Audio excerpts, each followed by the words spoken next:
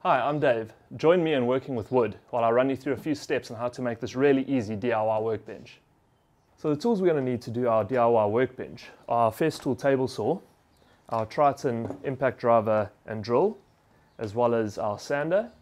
We then need our Kreg jig, which is attached to our nice workbench. We have the Kreg pocket hole screws. We have a 64mm and a 32mm, as well as a 60mm flathead wood screw. We then have our quick clamps.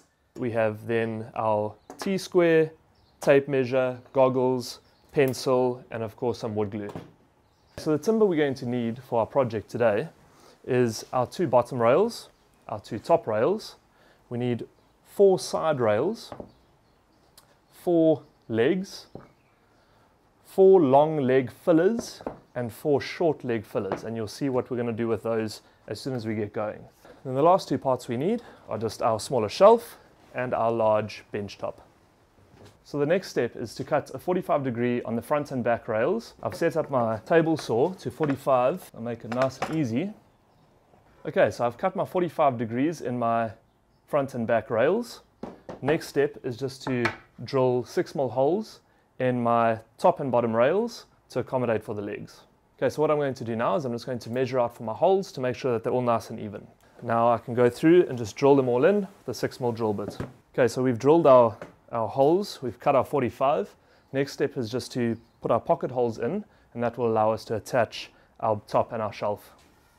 So we've drilled our holes and we're ready to assemble our legs. So we've put our 2 legs down. Next thing is just to lay out all our parts. So we've got our short leg filler, that one goes on there.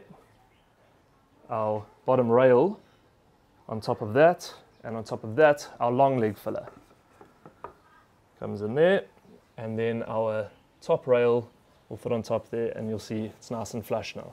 So all that goes together. We use our 64mm Kreg screws in the top that'll hold the rails onto the legs. The legs get glued and screwed together with the 60mm wood screws, and we do the exact same thing on the other side. Once that's all done, front and back, then we can move on to attaching our side rails and then obviously putting our top and bottom on.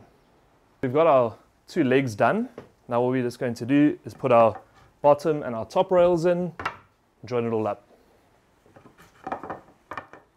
Okay, so I've put my top and bottom rail on. I've used these big 64mm Kreg screws, nice and strong, and hold it all nicely together. So we have our front all put together, top rail, bottom rail, legs are nice and sturdy. Now the next thing to do, just go ahead and make another one of those for the back, and then we can put our side braces on and put the top on.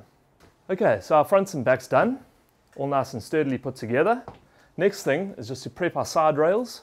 Those are going to be attached like that, joining the front and back together, and then the base and the top go onto that.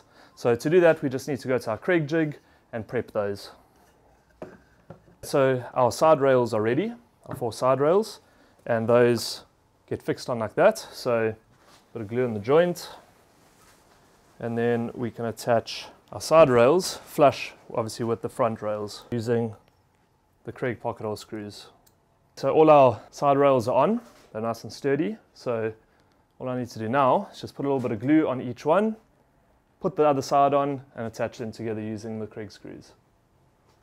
So our table's base is all done, ready to go.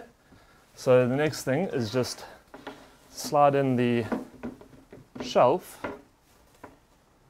Just gently tap that down. Okay, so our shelf's in. All we need to do now is just attach it with the screws in the pocket holes underneath. Okay, so our shelf is in. Last thing to do is just to put the top on. So just stick our top over the top there. Okay, so now all we need to do is make sure that it's evenly spaced on all sides, and then we can attach it again using the Kreg screws underneath. Okay, so our top is on, our bench is almost ready, just one last sanding, and then it's ready to get to work.